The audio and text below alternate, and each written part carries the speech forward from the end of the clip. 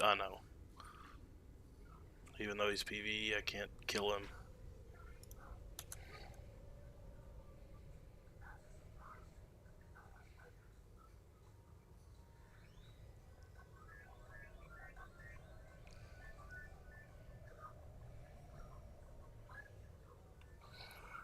Damn.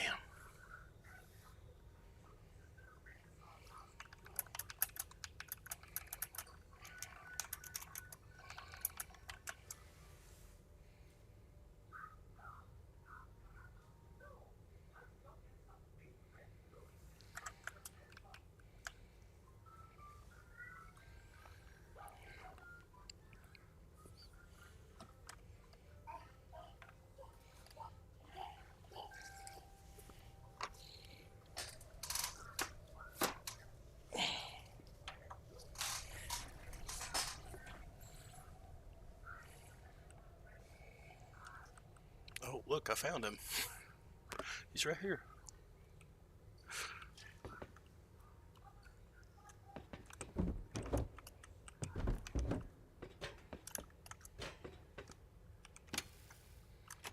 Damn.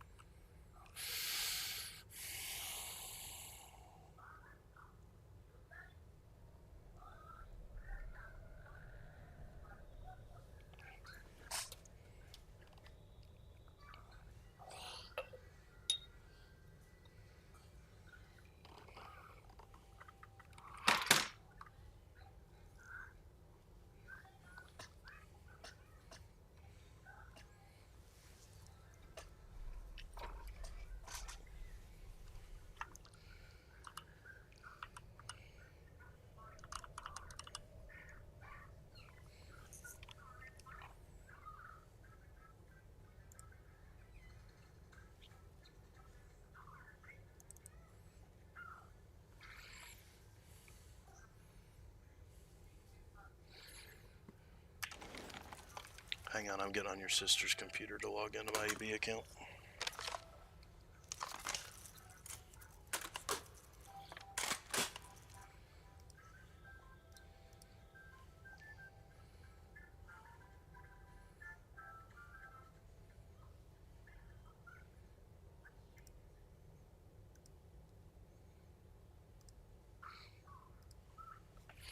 I gotta download it.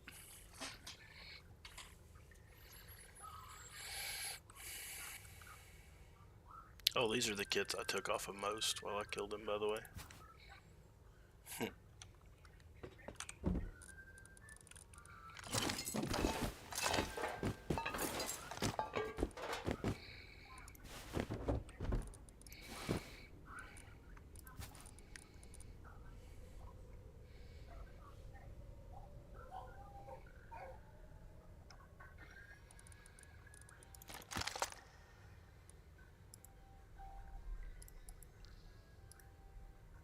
Trey, you're my top fan.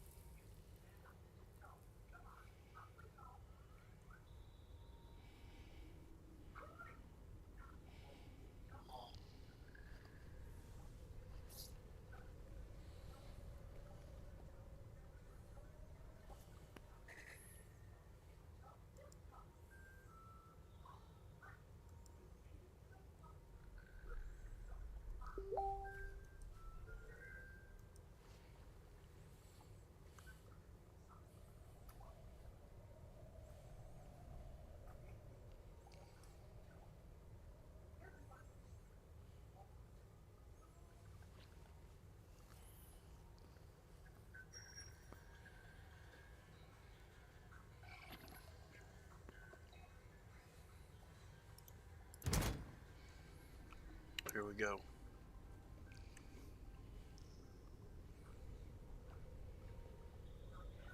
Well, whenever it loads in.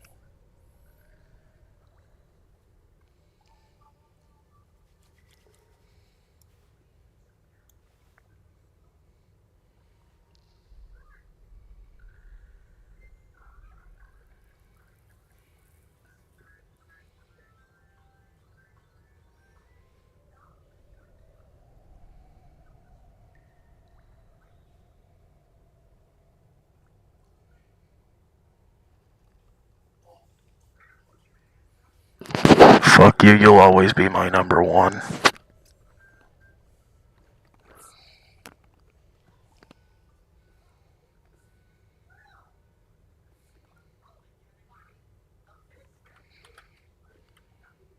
Hello.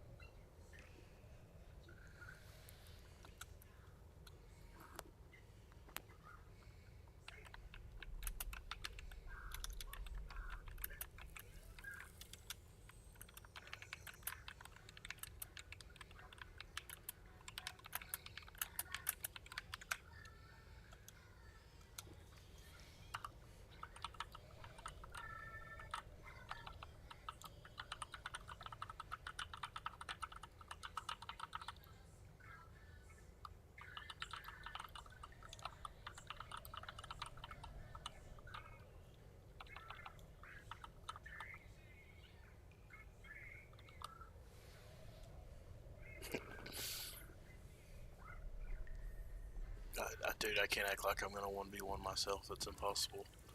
I can't shoot left-handed.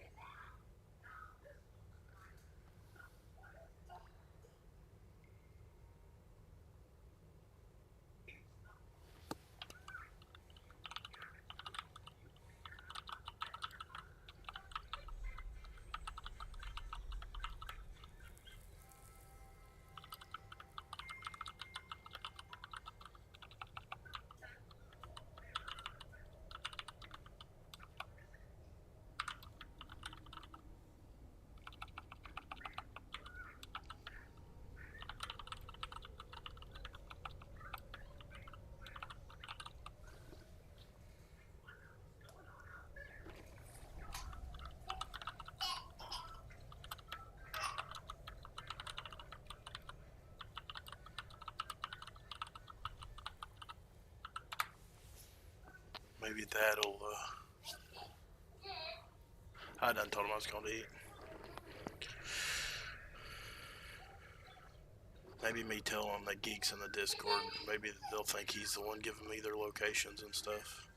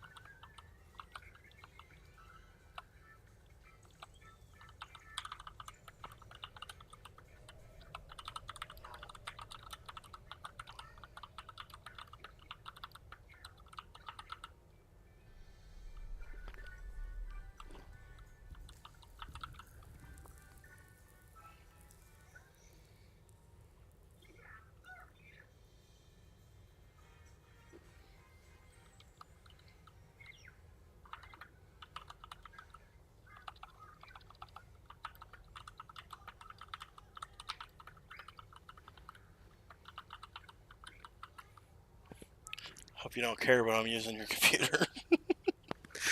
I've got both my accounts logged in so they don't know anything.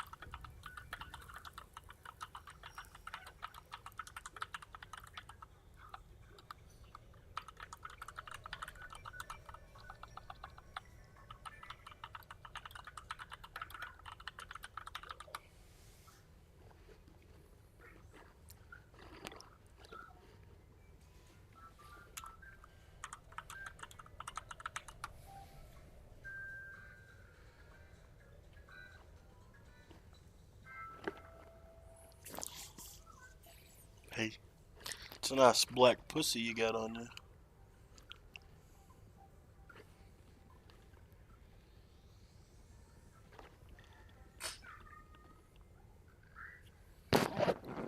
Okay.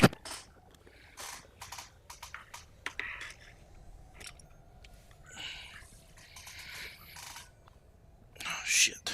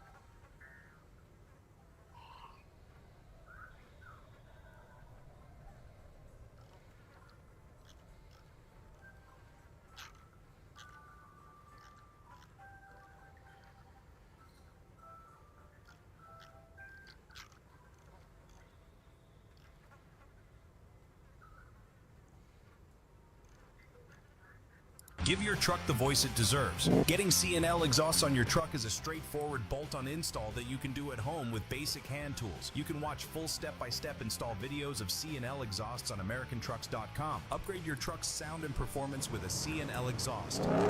Available at AmericanTrucks.com.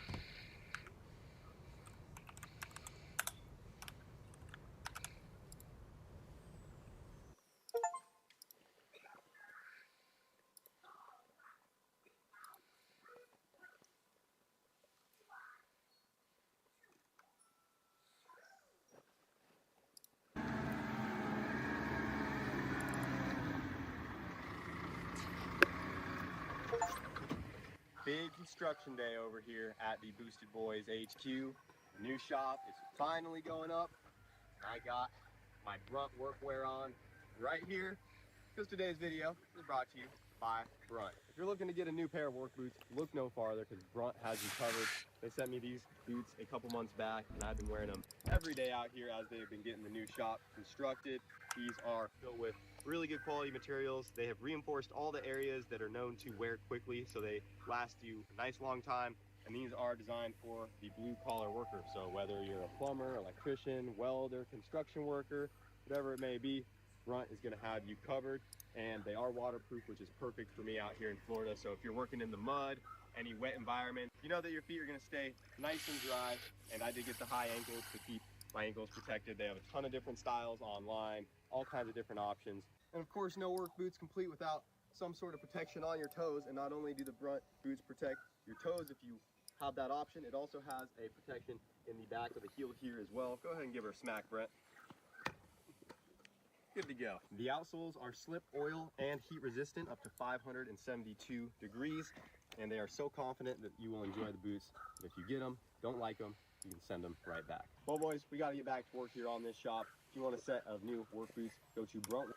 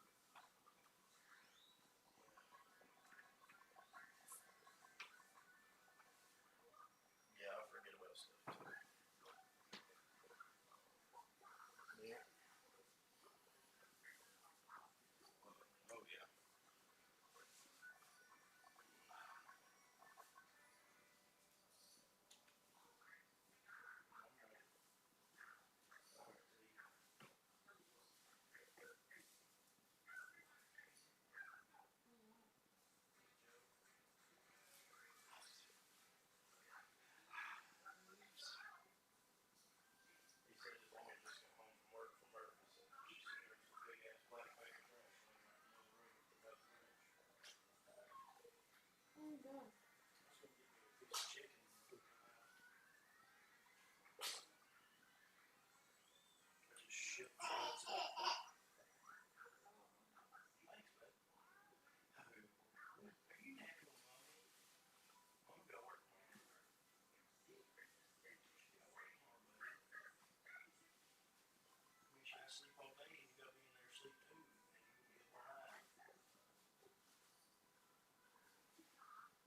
You could do some cake.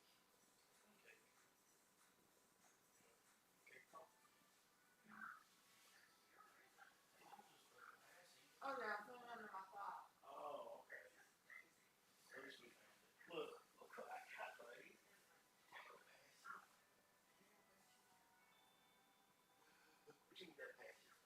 Give me that patty.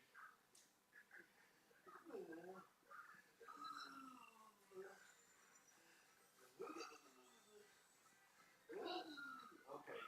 Alright. You said please, but you said it's baby talk. All I heard was, meh.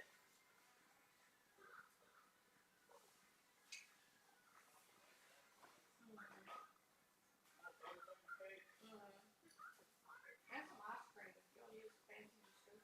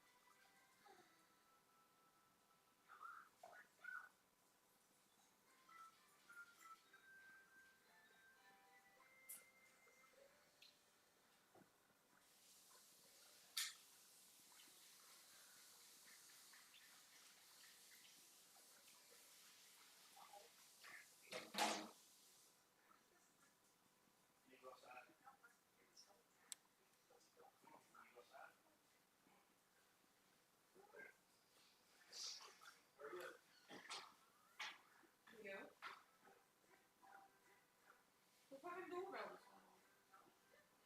And then backwards.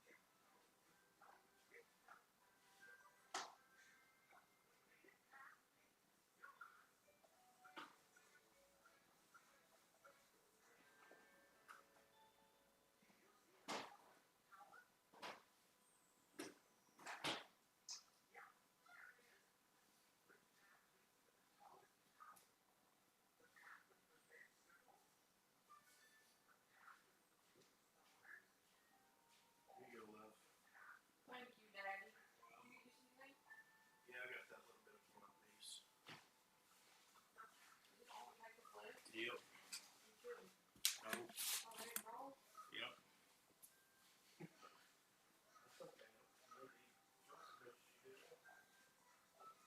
It's crazy.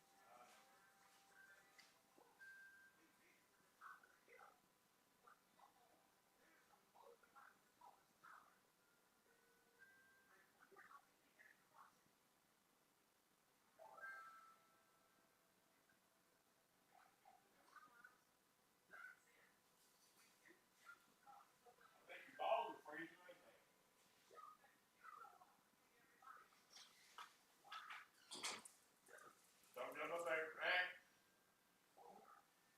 So what are we doing? Was it nicer than an ice cream stick?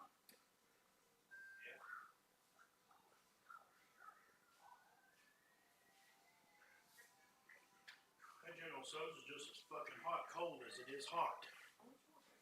Thank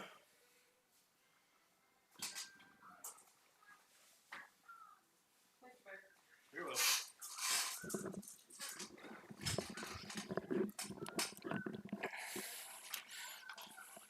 Workwear.com/boosted. That is our code boosted, and it will save you $10 on any order over $60. Thank you to Grunt for sponsoring today's video. Out of the 1,000 RC Raptors I ordered, I'm down to the last few hundred here. So if you wanted to grab one as a Christmas gift, be sure to do it now. We'll get it shipped out to you so you get it before Christmas, and they're gonna go quick because I only plugged these one other time and we sold, a majority of them. But if you guys haven't seen them on the channel, these are a great little toy for beginner, expert, for your kid, for your man-child friend. You can fly them around, do all kinds of stunts. They're super durable and they're really fun. So they're available on theboostedboys.com. Get them before they go. All right, guys, we're back over here at the new property, and the guys over here are making huge progress on the new shop. Before we left for World Cup, they actually got all of the material dropped off and ready to be put up. And right when we got back over these last couple days, they've been getting right to it. And if you guys look right over here, we got ourselves the frame of what's going to be the new shop. I guess it's going together real smooth because I'm just in and out, and each time I come back, it just looks more and more like a building. Yeah, so yesterday morning we kind of started jumping on and getting it put together. We brought out quite a few guys today where we can really start making some progress on it. I know how important it is to you to get in here and start working on some cars. So yeah, I mean, the sooner we can get her done, the faster we can get everything transferred over and start working straight out of the new property. I'm pretty sure the welding that you did though pretty much straightened everything out. So we're just going together smooth. So yeah, I really think my welds on that beam really helped you guys get it lined up nice and square. Yeah, got everything straightened out. That's why all the holes line up so good right now. Yeah, definitely. They already got all the outlines done for the garage doors. Looks like they're working on the man doors too. Yeah, it's your two 16x14s on the front here, your 14x14 on the back. You'll have two man doors on the front, one man door on the back. So yeah, me and Brad were just talking about the whole man door situation because at first I was wanting the doors to swing into the building because it just kind of feels more natural when you open the door, you're walking into a building. But I guess to make the proper wind rating and for any commercial building, the standard is to go out with the door. Yeah, so when the wind's pushing against it, it pushes against the actual jam itself, and it's not relying on just the latch. Yeah, just not on the dead door or whatever. Yeah, so that's just standard for most Florida wind rated doors. Hello. They want them to push in on the jam. So right now, Hello. We're still in the process of getting everything squared off. Once we got everything tied together right now, He butt we're dialed gonna me. start racking the building and get everything square. So you see, we're starting to put in cables. We'll start pulling the building with the cables and start getting stuff squared off so we can start getting it ready for sheet. Should start sheeting on one day.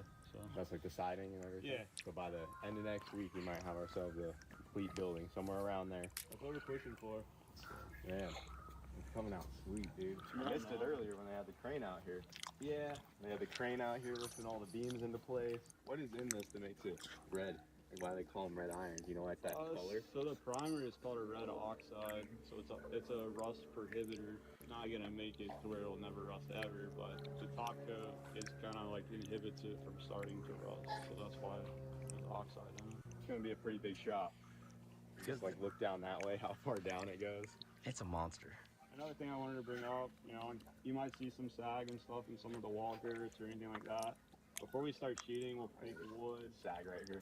Yeah, we'll take wood and space between them, get everything level, and then once you screw the sheeting on, you won't have the sag anymore. These are pretty big spans on your building to kind of space everything out for the spacing for the doors.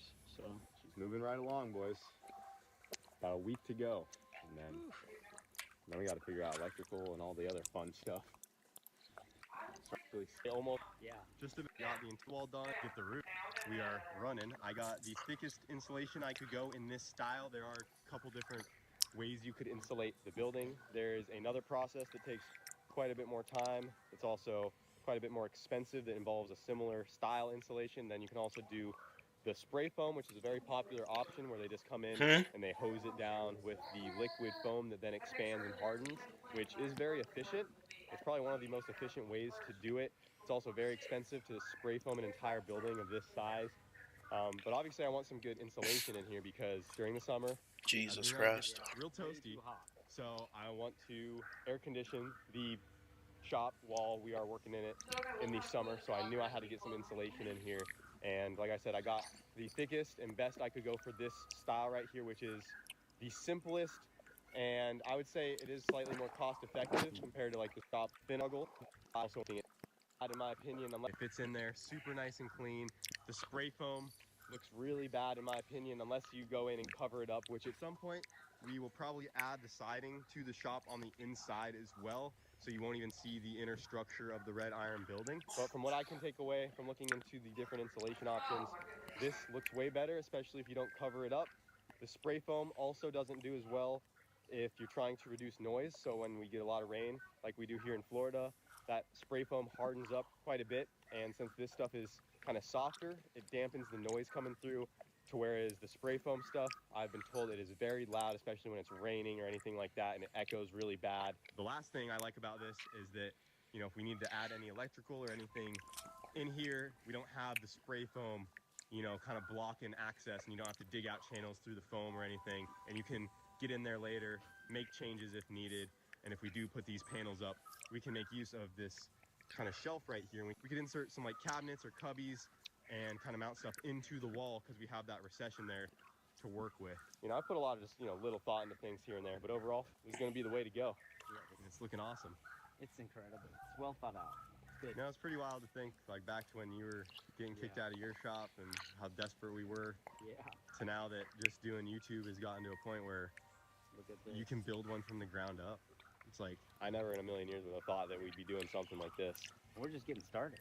Yeah. It's just gonna get better. I know, I'm just trying to convince Brent to come down and hang out with me as much as possible. But Brent has a lot of roots back in Colorado with his kids and family and stuff.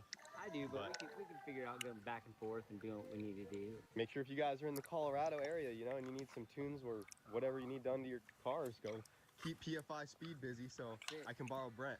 Yeah, that's what we need. So are you going to coat it, or have you decided? We haven't decided that yet, so I do want to epoxy the floor.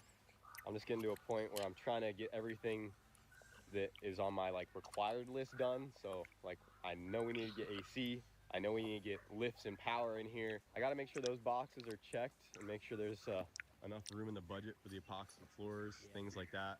But it would be best to epoxy the floors now while everything's out of it. So I will look into it, but to do a shop this big, to epoxy the floors entirely, it will be pretty pricey, but I'd like to get it done now. And then the other thing to consider is if I do build out rooms over here on the side, you know, I don't necessarily maybe need to epoxy all this, Right. because I might put a different flooring down in the offices, or I just leave the entire thing epoxied and just build over it. It's kind of hard for me to say at the moment. So we're up in the boom right now, getting the insulation lined up. And the way the insulation is installed on these is it actually sandwiches in between the metal siding and the red iron frame itself. So they droop the insulation down right here. And you can see behind the siding how it's pinched back behind it, and they actually screw through it. That's what holds it on. So they'll get it hung over, and then the panels go on top of it, and it fits really nice and clean in between. So you can see they're grabbing a big piece right there, and they will stand that up and run it down the length of the building, and they'll just keep screwing the panels on all the way around. What are we getting into now, Kyle? Well, since Brad has his boom lift out here, we're gonna stick the boom lift out and use one of my gutters here, and we're gonna use it as a measuring stick to see how deep the pond is, because it's a question I've been wanting to know. And you can see the pond is a little low right now, probably a good at least 4 or 5 feet lower than where it normally was during the rainy season. Brad already used this 8-foot piece of wood that he had the other day out there, and it took the whole 8-foot piece. 20 foot 3 inches. Okay, so 20 feet, 3 inches. If that goes all the way down. yeah, if it takes this whole 20-foot gutter, then Oh, here comes Brad. No pole vaulting while you're out there. What? Pole vaulting. Unless you think you can pole vault and get to the other side. Yeah, if you can get to the other side, that's totally acceptable. No.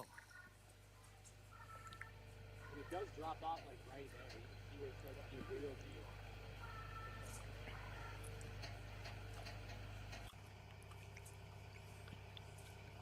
Holy crap. It's still going. Holy crap. I'd say that's about 10 feet? I'd say it's about 10, Yeah. right about 9.5, 10 foot right there. Yeah.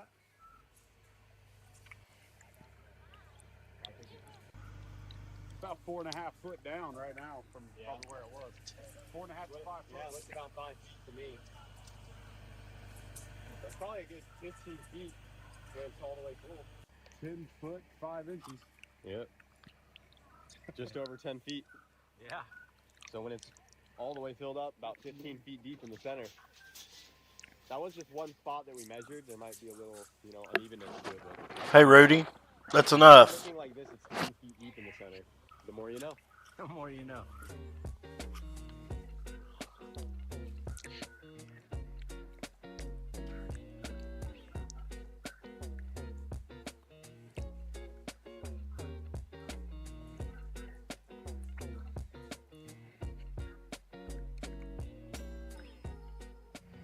Oh man, guys. There she is with all the walls up. They are getting the gutters on right now, and then they will be on to the roof. It's here. That's wild, dude. We're only a couple days away from being able to start pulling some stuff in here. Yeah, really getting close. Ceilings are so tall.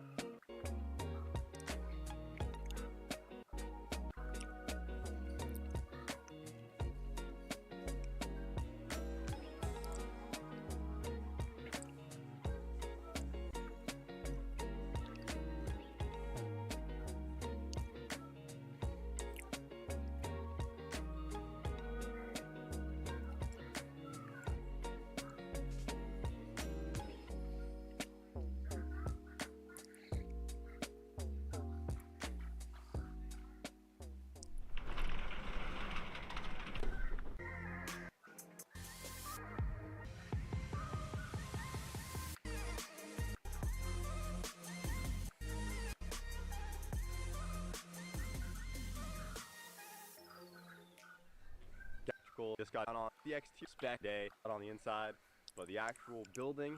So building opportunity is that when I figured with both buildings just matching, it would look best. I definitely had an opportunity. I think it looked higher reflective. My only thing about all of the sands. Future would be to asphalt all of this, but it's probably gonna be a while before we get to that. But we got 2 man doors on the front here. We got this one right here and another one down by the other door.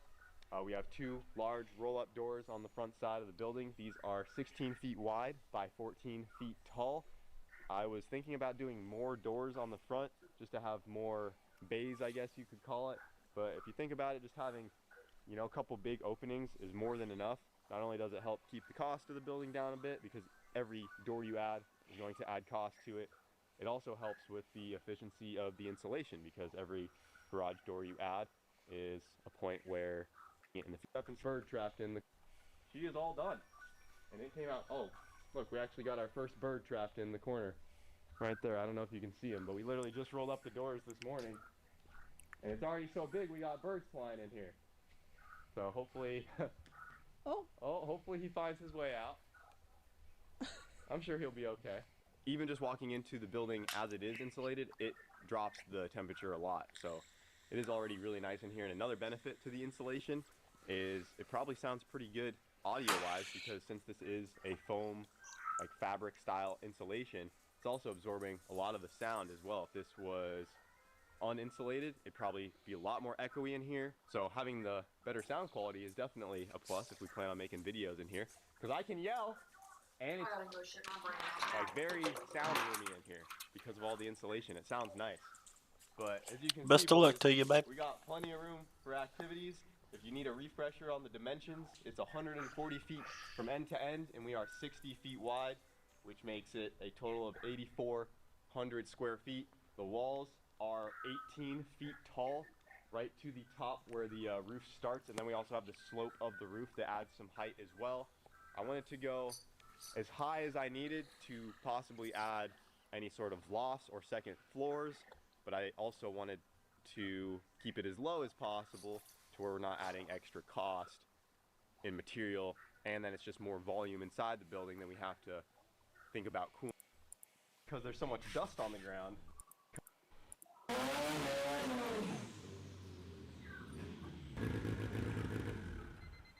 Good old hatch. Had zero traction out here. Not many people can say they got a shop big enough they can launch their car in and have enough room to slow down. Granted, it didn't leave because there's so much dust on the ground. I was like, it's probably not a good idea, but couldn't help myself. I just can't thank you guys enough. But yeah, that's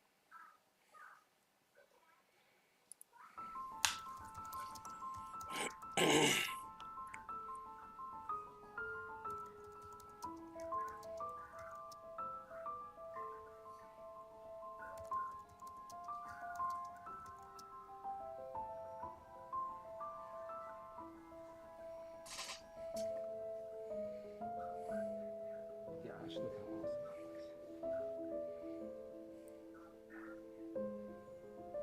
whoa.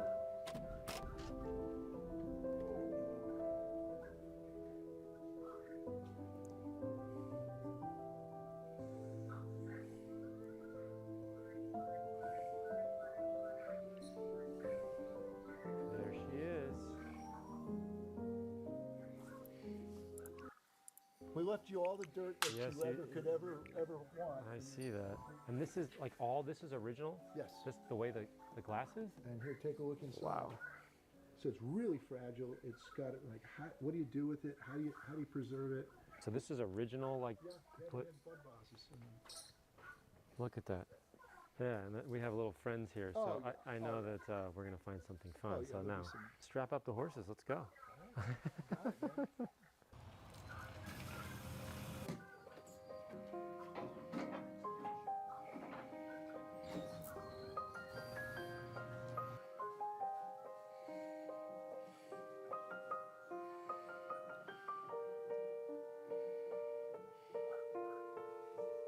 All right, so we got the Detroit Electric in the studio. I've always wanted to work on an early model EV. This is 110 years old. Let me give you a quick tour as to why this is so cool.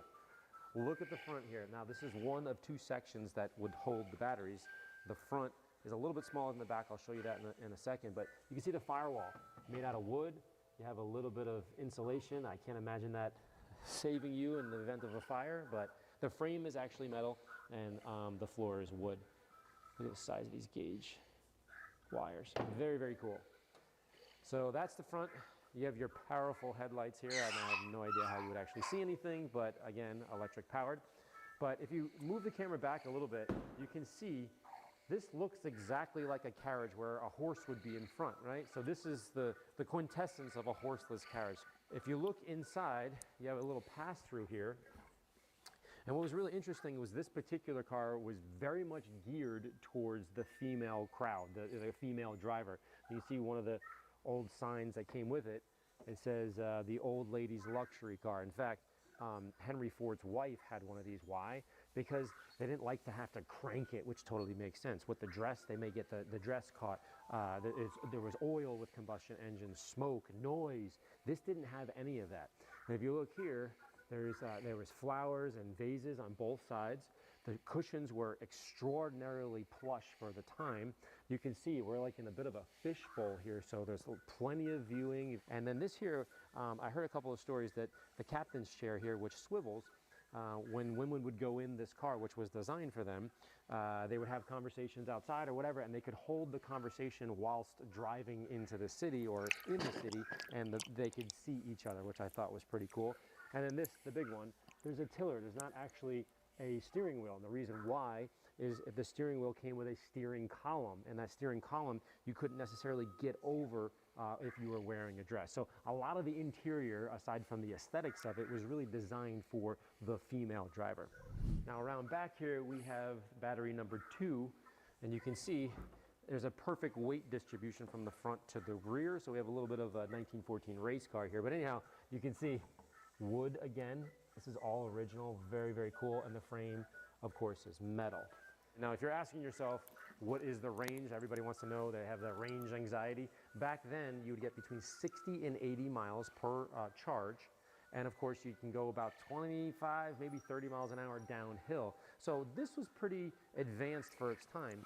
And the most interesting part that I find that relates to EVs of today, the Teslas of today, is the fact that this had a different type of regenerative braking. You know, of course, the new ones have a little bit different, but it's the same technology, 110 paintings and things. This is how you would start to flake off altogether. So you can see here I have like a makeup brush. So I'm going to go in lightly and just get the dust off, because you can see some of this is starting to flake off. And if we lose this material, we're literally losing a piece of artwork here. So when we're doing, let's say, upholstery or tapestry or maybe paintings and things, this is how you would start to move the brush. Here is baseline of how weak or how strong the material is. As I worked around the vehicle, I could see that the paint was actually in decent shape, so I went one level more aggressive, and I used compressed air. But I hopped up on a chair and went to my master valve and just basically shut it down and just had a little bit of air come out in case I made a mistake and accidentally squeezed, and then, you know, a big burst of air came out and then I would blow all the paint off. So I had it so it just kind of whisked air out. So as I was using the brush and the air, I could kind of speed up the process. Again, that was just like a half step more aggressive. Now, although using the brush for step 1 seems a little excessive or extreme, you can see covered in dust, completely flaking off. If I hit compressed air, it will start to see this in shape. And now I'm just trying to use a little bit of capillary action to see if this picks up the dust. And I'm not scrubbing right now, you can see, and steps in of the paint on the EV.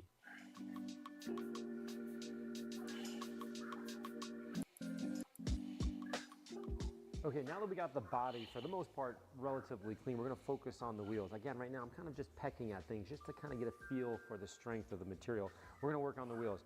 Mark told me that these obviously aren't 1914 original. I think at some point, I don't know, it wasn't last week, but it wasn't, 100 years ago, they replaced the tires here just so they can move the car around. So we're going to be a little bit more aggressive on this, use some plum. I have steel wool here to kind of brighten these things up. And the wheels themselves actually look pretty good. So we're going to introduce a lot of frothy, and then I have a bucket full of water and a light brute as well. So step 1, let's put some frothy on here. Let it sit for a second, and then we'll go in and scrub everything. How was it? Do you want this cake and stuff?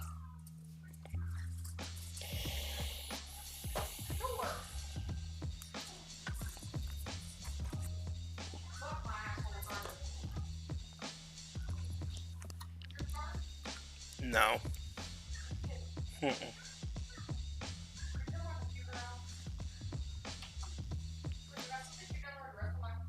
Yeah. Yeah. It's $39.99, babe. No, it's on my account.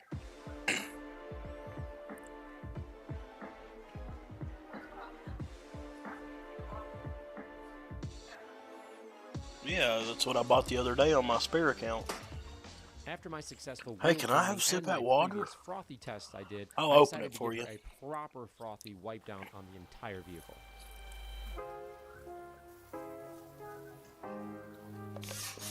Thank you. As you've probably noticed by now, the Huh? roof is just way too far gone. I tried to do a Yeah. little bit of the brush and a little bit of the air, and it was just flaking off everywhere. So at this point, because of the sun-baked damage that's up there, we're going to just leave it alone, focus on the rest of the vehicle beneath the roof. Now at this point, the carriage has been cleaned. It was a bit of a jigsaw puzzle up top here, very, very delicate. I could barely do the brush technique down below, including the wheels. I could actually put water on it. I could put frothy on it. It was a little bit more robust, which is pretty cool and just a testament to how well they made these 110 years ago. Now on to conserving the paint.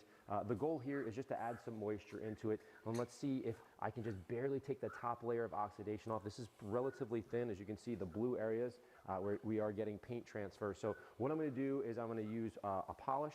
I'm going to try to see if I can have this sort of soak in a la glaze. I don't know if you guys remember years ago, and I talked to Kevin Brown about this.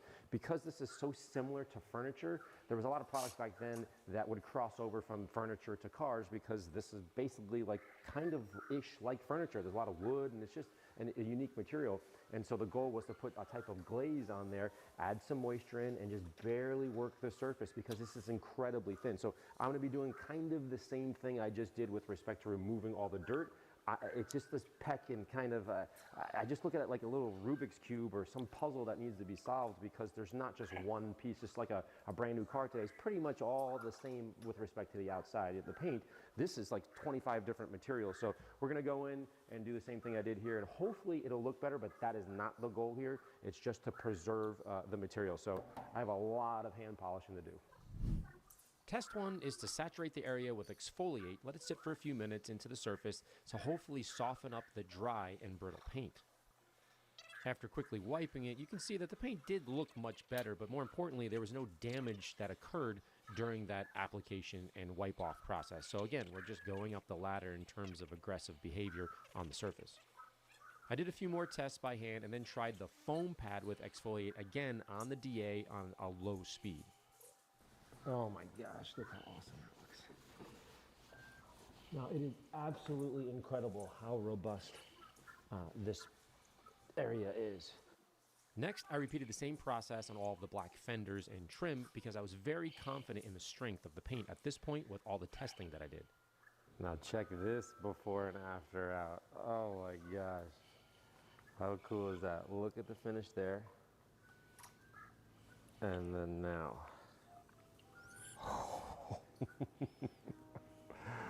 All right, so we're gonna blast this out. This is gonna look sick.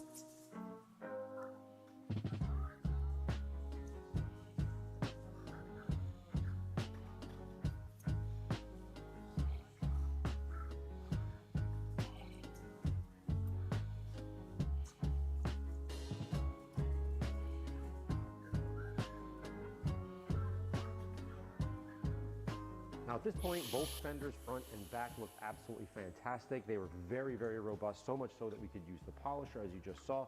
Now I'm gonna go on to this area, the blue, which I showed you before. There was a little bit of paint transfer. We're gonna do the same process. I'm gonna go very, very slow, and then probably overuse the product. Maybe put a ton on there, let it soak in, kind of get a little bit soft, because it is a bit brittle. Work it by hand, and then the goal is maybe we can get up to machine. I doubt it, but if I can, that will speed up the whole process. Otherwise, I gotta slowly go in and just conserve the paint by hand, but fingers crossed we can actually use